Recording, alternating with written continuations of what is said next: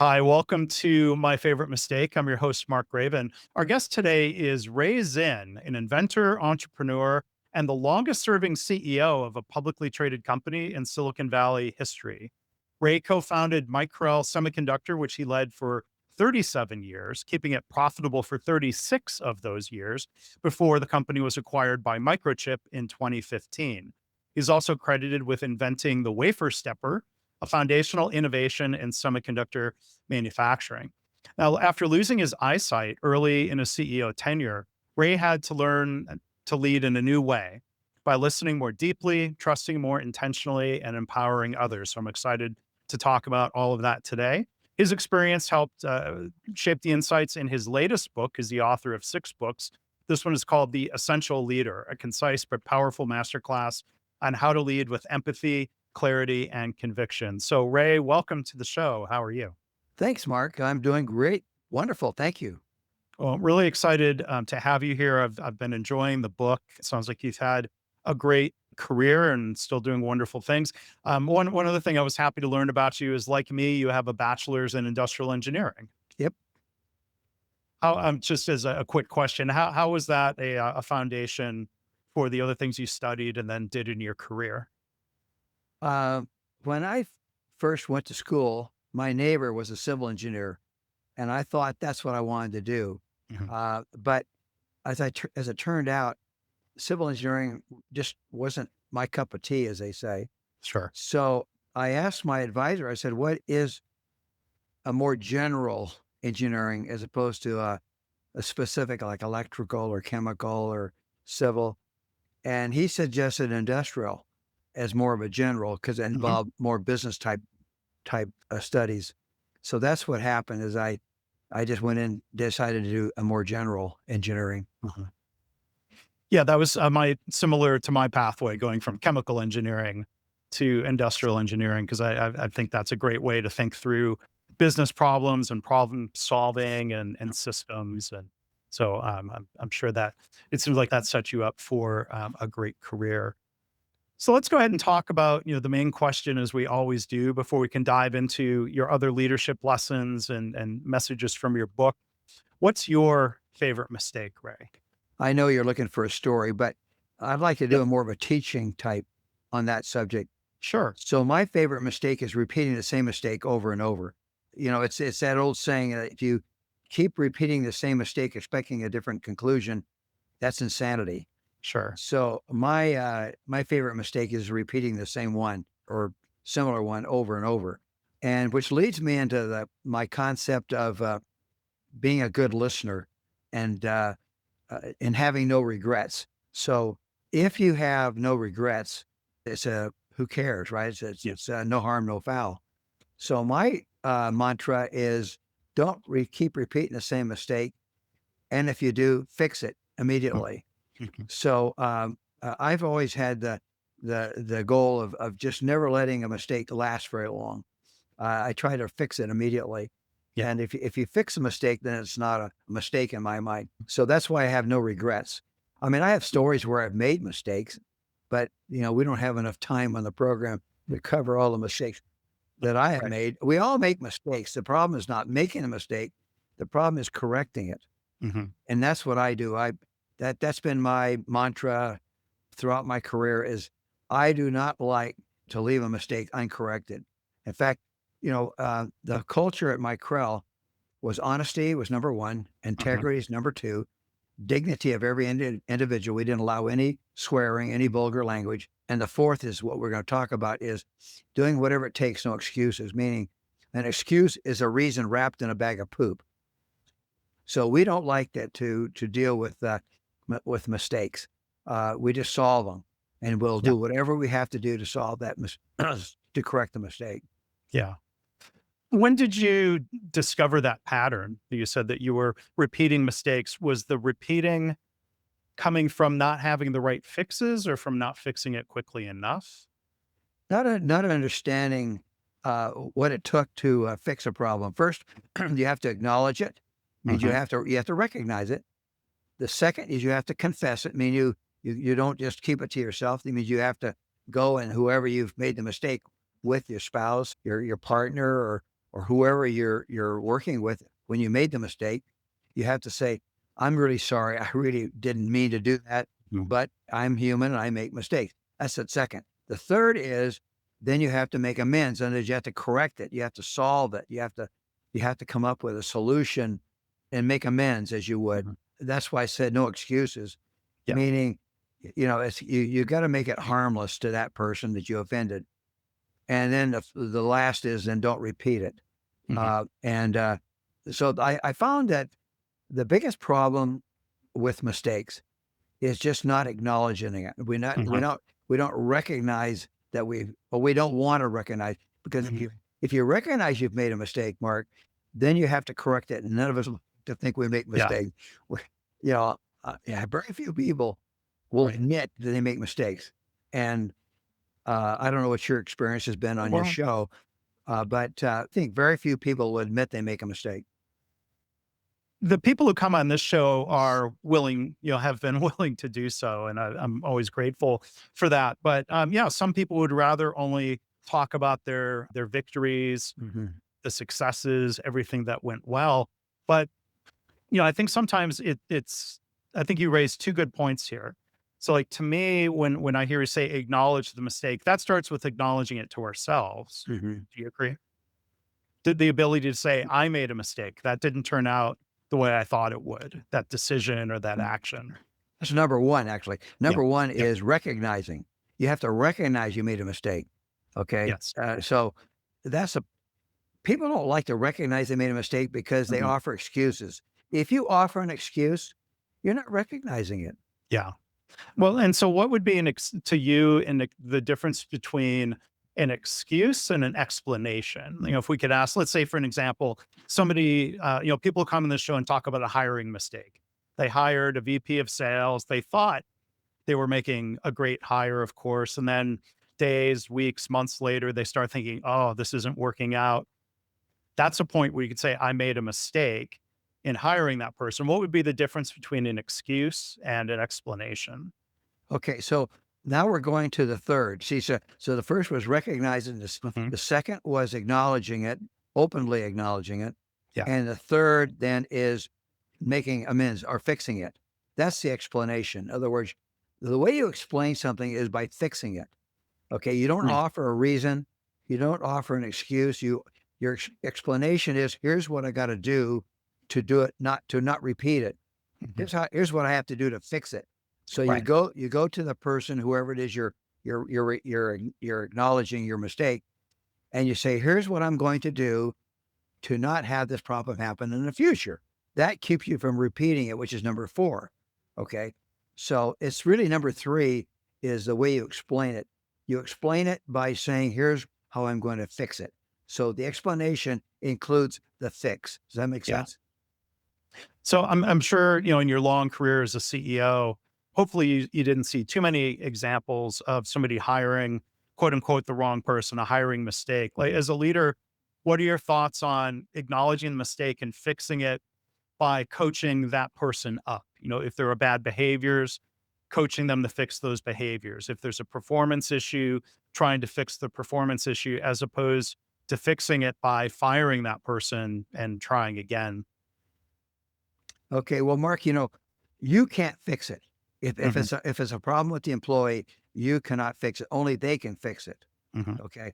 What you have to do is by coaching them about what they could do or should do to overcome whatever the deficiency they have, then they have to change.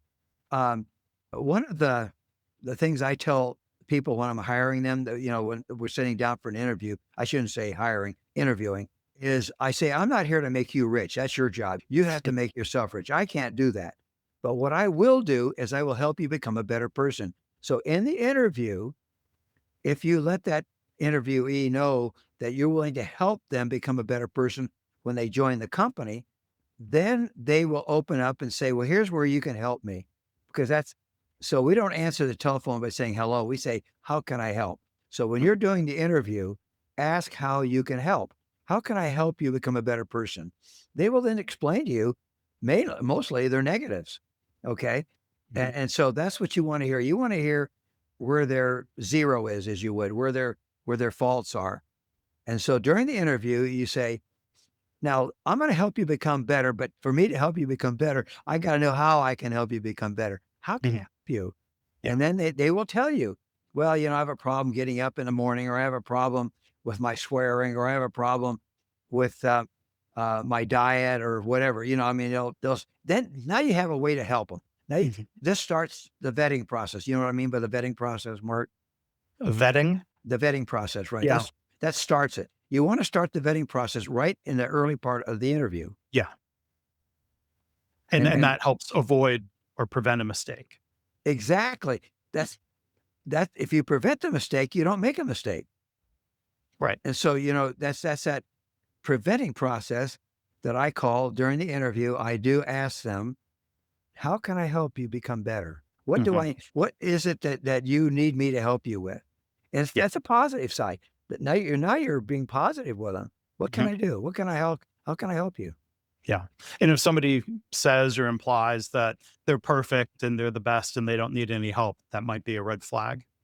Oh, I've I would say probably I've never heard anybody really say that, but Mhm. I've heard them say how much they've accomplished, Mhm. uh, and I thank them for that. I say that's I can see that, and you very covered that very well during your when you did your resume.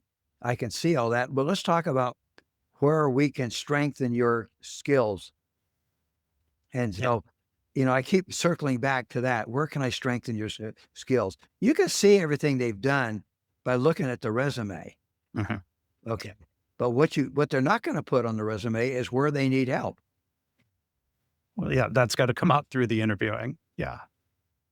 Ray, I wanted to ask about connections between company culture and values and this mistake process as you've talked through it. So you talk about honesty and integrity as core values. You talk about one of the steps in the mistake process of confessing mistakes. I think of, that word confession might make some listeners think of church.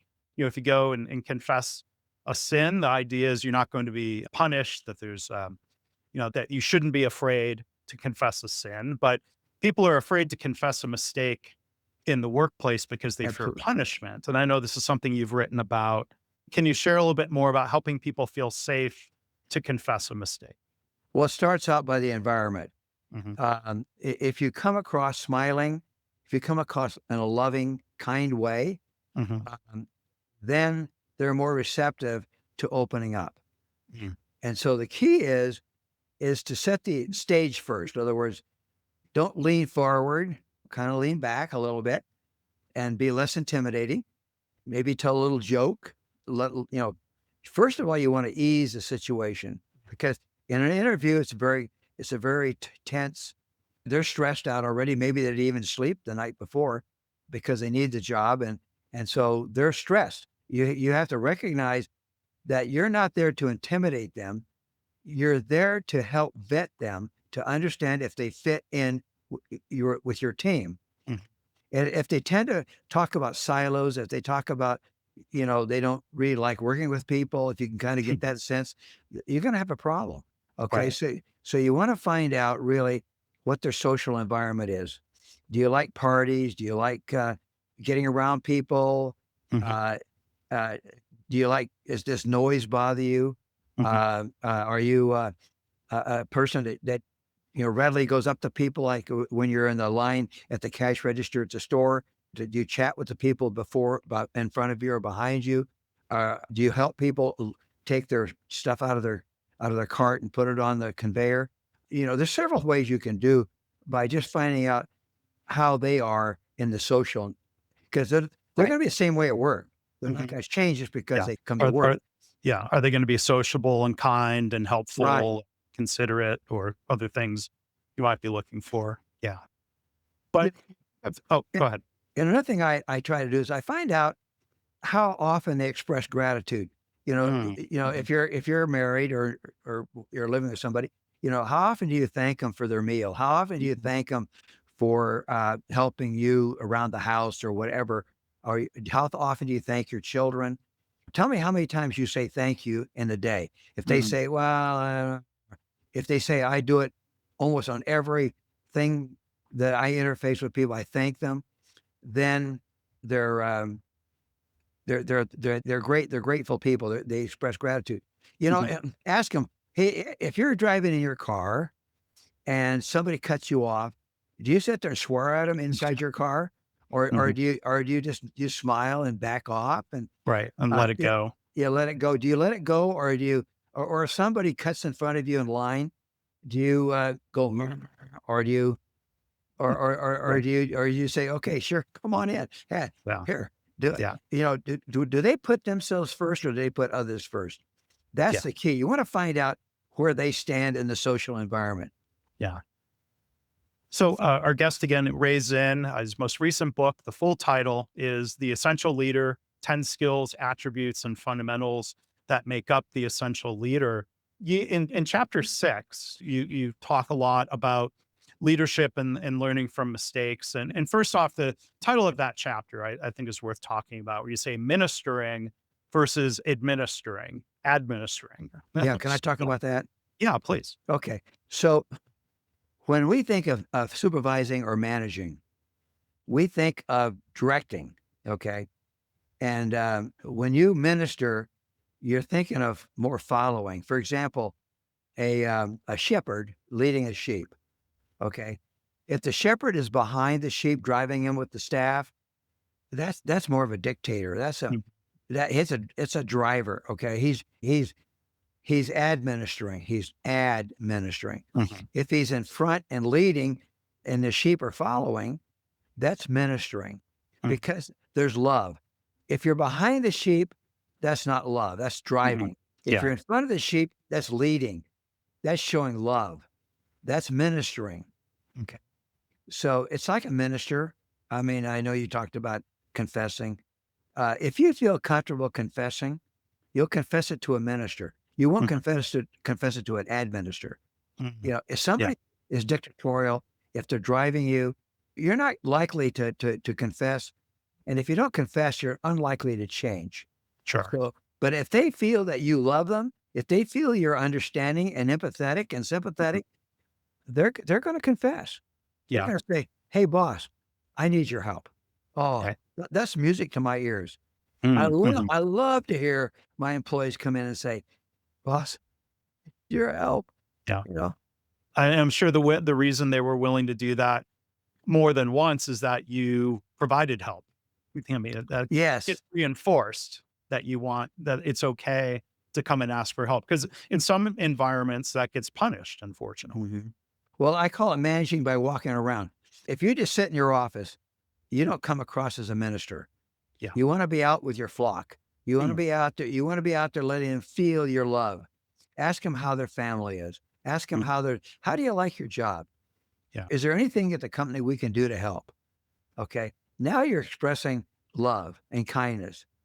You know, you're not saying, "Hey, how come you didn't get this thing done on time? What's your problem? Hey, you Right. don't you know you're not helping the team? You're Mhm. a laggard." If you leave unpromoting words, helping words, Mhm. then you're not a minister, okay? Yeah. So the scripture that says that which does not uplift is of darkness, okay?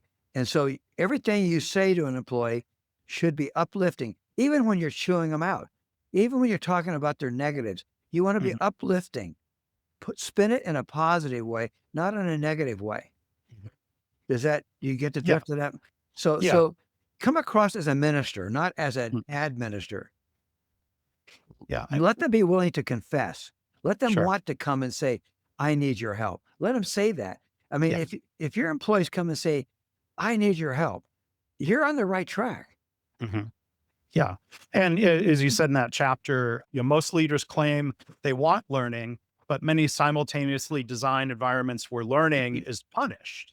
Exactly. And that's got to include, I'm sure, learning from mistakes. I mean, why do you think that happens? Other executives, other CEOs, other companies don't share the same view that you have about learning and helping people.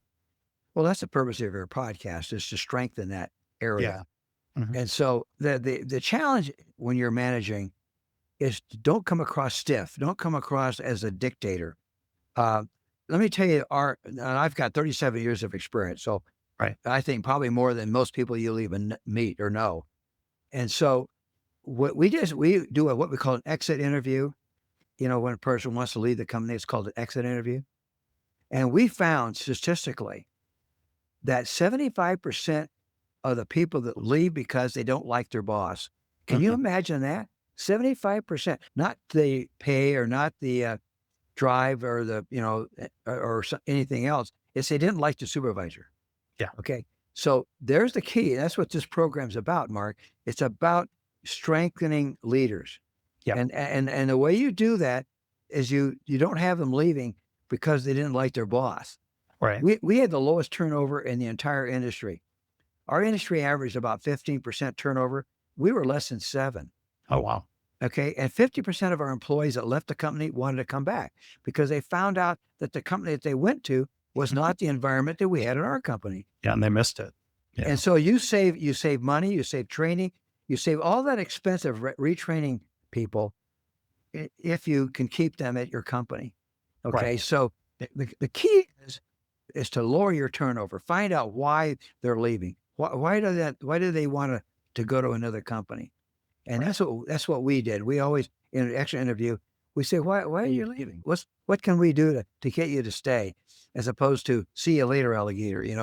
We really are positive in the way we do our exit interviews. And that promotes love and kindness. I'm kidding. I'm not kidding. Half the people that leave come back.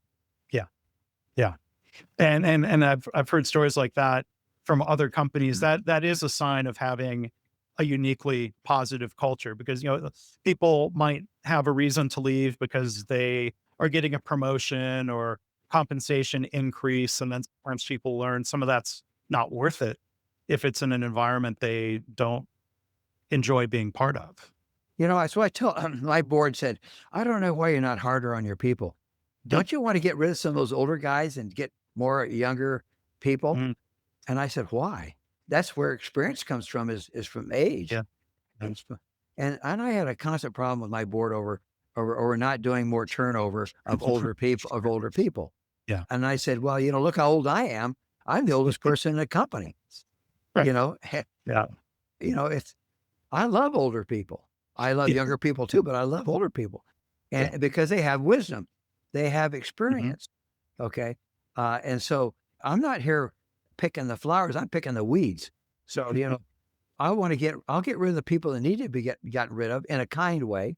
Sure. But I do weeding, but it's not, I don't weed people just because they're older. Yeah. Okay. And my employees appreciated that Mhm. thought, that culture. Yeah. And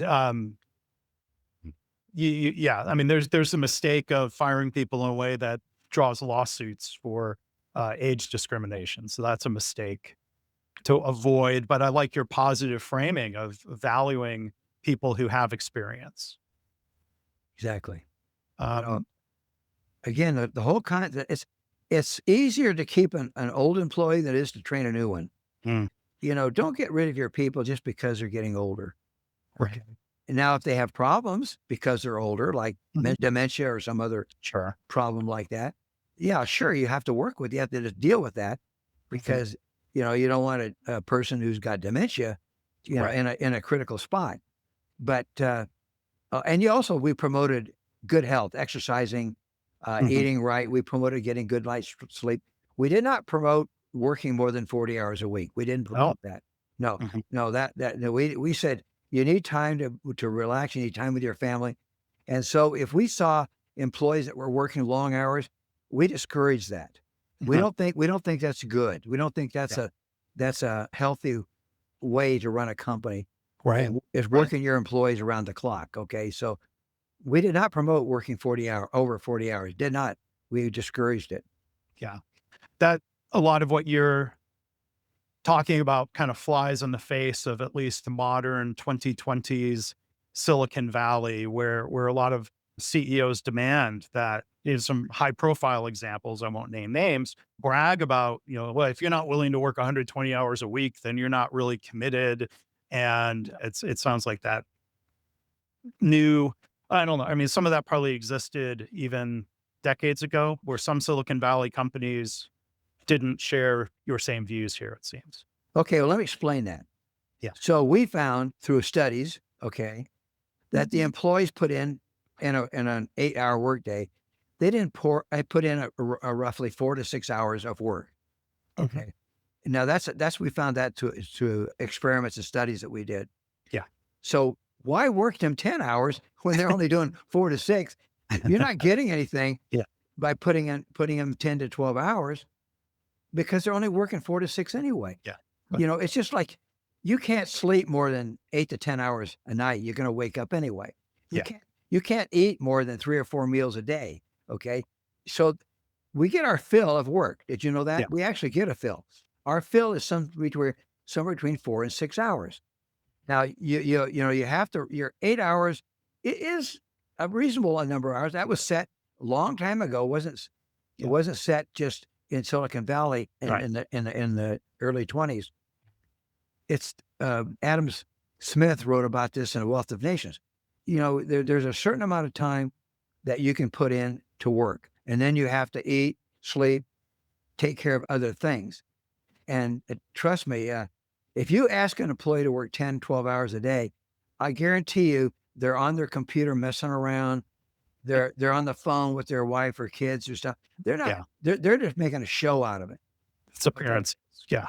So remember, those people who are listening to this program, remember those employees only working 4 to 6 hours per 8-hour shift. That's all Mhm. they're working. Yeah.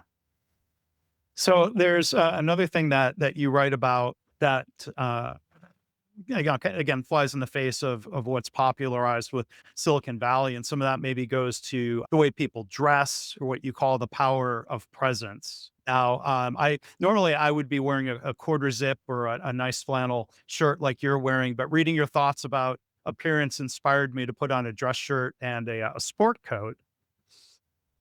Just kind of honor your perspective on these things. But tell us, from your experiences, why some of these Silicon Valley leaders might be missing out with their hoodies and shorts, especially if they're a CEO. Okay, so I went to a class at Draper University. It's in San Mateo, in California. Tim Draper is the one that runs it. And when I showed up, I got there around 8:30. That's when the class started. And these kids had pajamas on.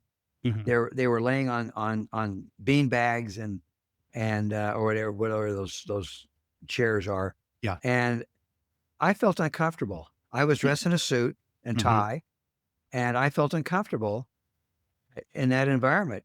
And they didn't appear to be listening. Mhm. They're rolling around, looking at each other, and kind of laying back, and because you can't, if you get in a relaxed atmosphere, you can't concentrate. Mhm. Trust me, your mind's going to drift. If Sure. you're not sitting up vertically, I guarantee you're not going to listen. Yeah. Because when you go to bed at night, you don't sit up, you lay down. Mhm. Well, you do. Okay. When you Yep. lay down, you begin to doze off. Okay. I don't care if you're watching TV. If you're sitting upright, you're going to listen. If you're watching TV and you're leaning back, I guarantee you're going to doze off half the time. Yeah. Okay. Because your body is used to being vertical Mhm. when you're awake. It's not used to being horizontal. Mhm. Okay. So, and the same thing of the way we dress. You're not going to come to a wedding dressed in a bathing suit. Okay. Or a funeral. You're going to dress the part. And I always say, dress one level better than you have to dress. Mhm. I dressed casually today because I thought that's what you wanted because of a more casual atmosphere. Yeah, and And that's so, fine. Yeah. and so I thought this would be a more, I didn't want to come across stiff. Gee, we got our signals crossed. I'm sorry. No, your shirt No, looks no, great. No, it's totally no, fine. no, I appreciate the fact you dressed up because that does show respect for me. Okay. So I thank you for dressing up, Sure. Mark. And I Uh, don't feel disrespected, but your shirt looks great. Yeah. Well, again, I didn't. You didn't tell me how to dress, and so I didn't want to come across too stiff.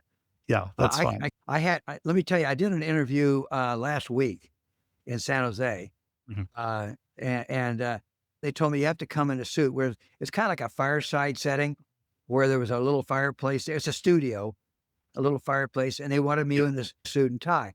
And I had no problem because they Mhm. told me what they wanted. Sure. Okay. And so that's great. In fact, if you'd have said, I need you in a shirt and tie, I would have absolutely done that. Yeah. Okay. But I was speculating as to what kind of environment you wanted me to have.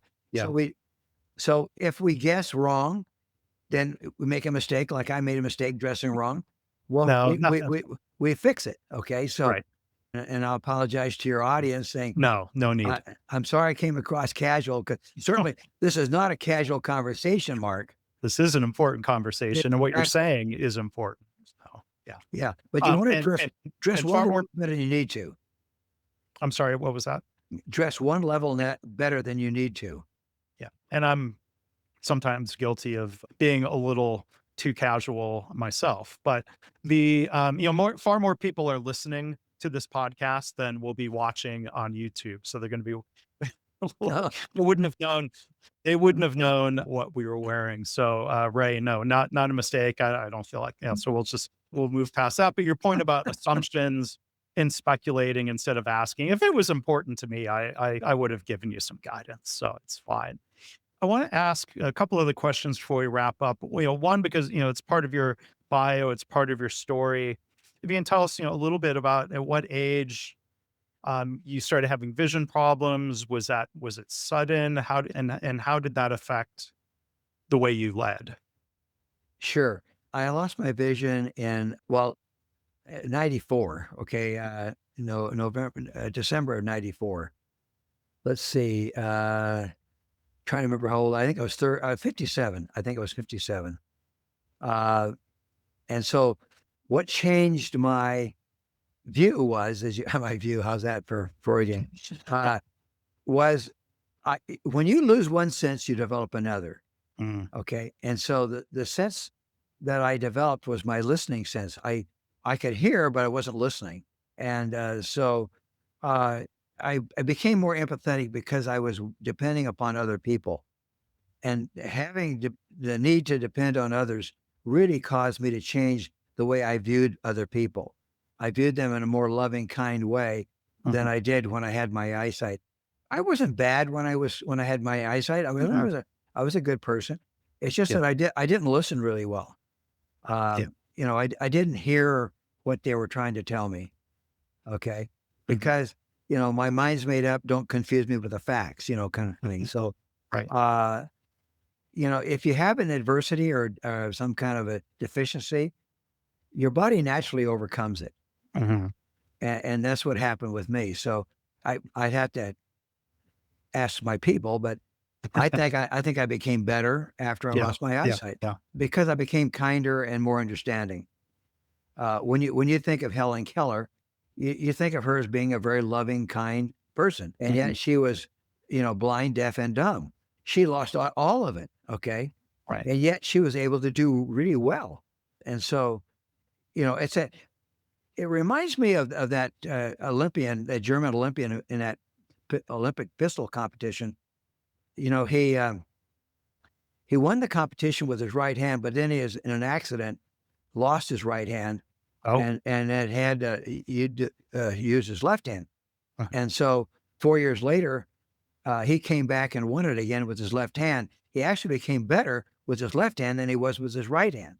wow, The reason was because he was left eye dominant, mhm, and so he actually improved uh, wow, because he was shooting with the left hand, and because he left eye dominant, it helped him. mhm, So, but again, just because you have a deficiency, and we all have deficiencies, by the way. mhm, yeah, It may not be visual, it may be speaking, it may be hearing, it may be physical of other kinds, or maybe our arms or hands or something don't function properly. mhm, But if we strengthen our other senses to overcome that deficiency, mhm, we become a much better person.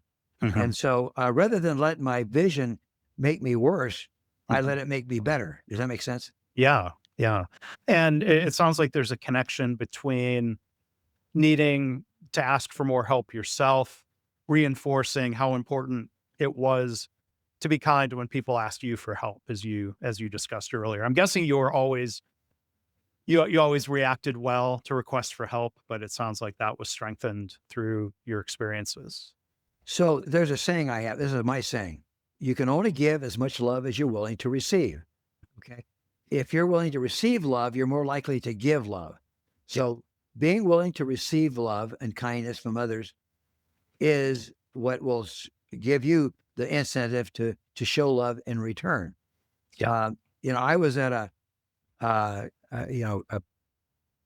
cash register when I saw a fellow that was coming up behind a woman or her child, and he said to the cash register, or to the cashier, he says, "I'm gonna pay for that." She had a doll in the cart, Yeah. and he says, "I want to pay for that doll." And the mother looked behind and says, "What?" He says, "I want to give your daughter a gift." That really impacted me. That really made me feel like I want to go do something. Right. It's kind of like, this time of year, you're hearing these people ring the bell for that Right. Salvation Army, Mhm. and if you know those people are really needful, they're needy people, they're down and out. Okay.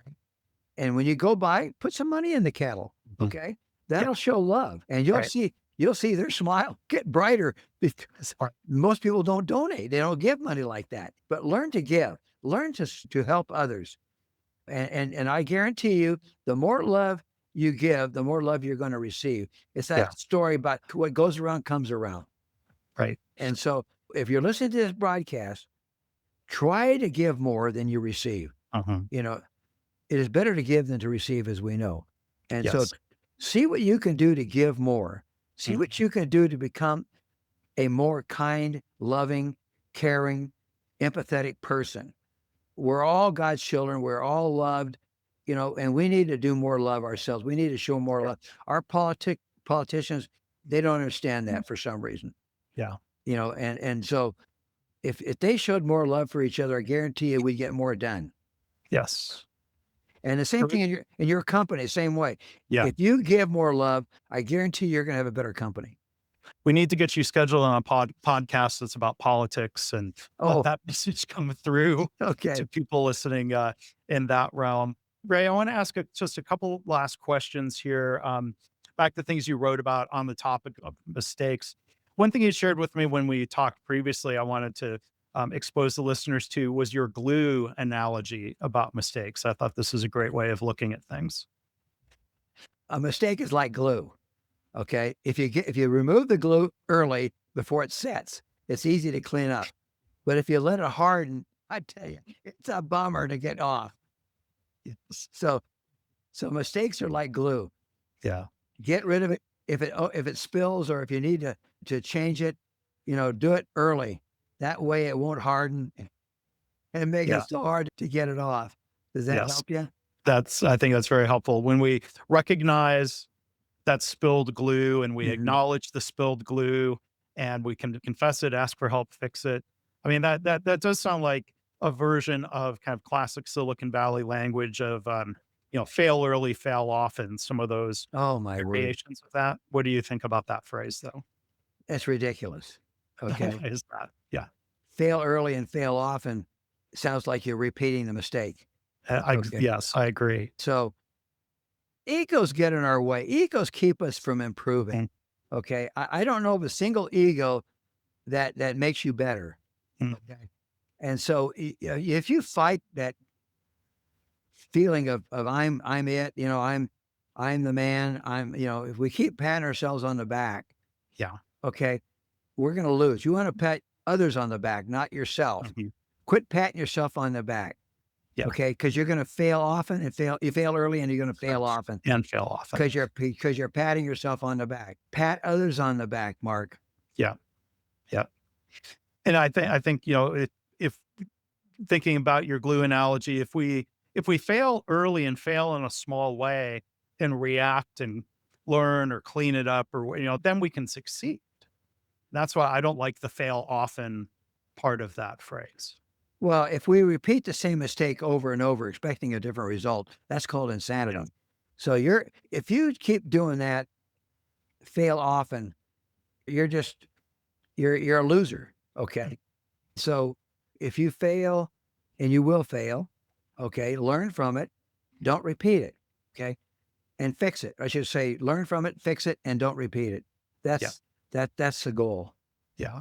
And I think, leaders, the way we behave affects that. So there was one other story that you told there in that chapter 6 of, if somebody does something wrong, you could metaphorically kick them in the ankle and, like, well, there, and you wrote, there is no such thing as tough love. It's being brutal and unhelpful. Yeah. And I love the way, you connected that to somebody's story about a boot camp drill instructor. But a lot of leaders do metaphorically kick people in the ankles. That's uh, that's not a good leader. Okay. Mhm. Uh, you know, yeah, that ever was it, Eveready's thing, you take a licking and keep on ticking. Uh, Timex? no, Timex. I'm sorry, Timex, Timex right. watches, yeah. Yeah, Timex, take a licking and keep on ticking. You want to be able to do that. You want to be able to take a licking and keep on ticking. Don't let your ego get in the way. Okay. You're not going to keep on ticking if you're, in fact, in debate, here's the way you win a debate is you get your opponent mad. Okay. Because, well, he's going to focus on himself. Yeah, Okay. So that's how I would win a debate is I'd start getting my opponent upset. Okay. then it's hard to think. It's exactly When because you can't think because all you're thinking about is my retort. What's my Mhm, retort? And mhm, you hear a lot about that in politics, right? They're always thinking about, they're talking negative about each other. They slam each other. They trash talk each other. And you don't want to run your company that way. yeah, And our country is being run incorrectly. We got to quit slamming each other. We got to uplift each other. yeah, Even if we disagree, sure. we have to find a way to find a yes out of that. Mhm, You know, let's start with a yes rather than a no. yeah, But our politicians come in with a no. No, I'm not going to do that. You're not going to get to a yes if all you're saying is mhm, no.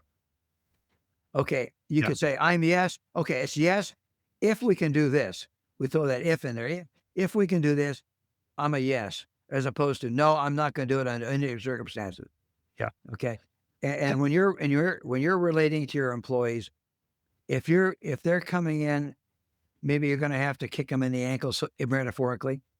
Don't. Okay, mhm, try to find something positive to say about them when they come in to talk to you. yeah, Say, "Oh man, you're dressed nice today," or "Wow, I like your hair," or "Ben, you've been doing a great job here at the company." And then you can start talking about mhm, the deficiencies. yeah. Well, I hear the influence of, another era, John F. Kennedy. I hear so the versions of, to paraphrase, ask not what your company can do for you, but what you can do for your company.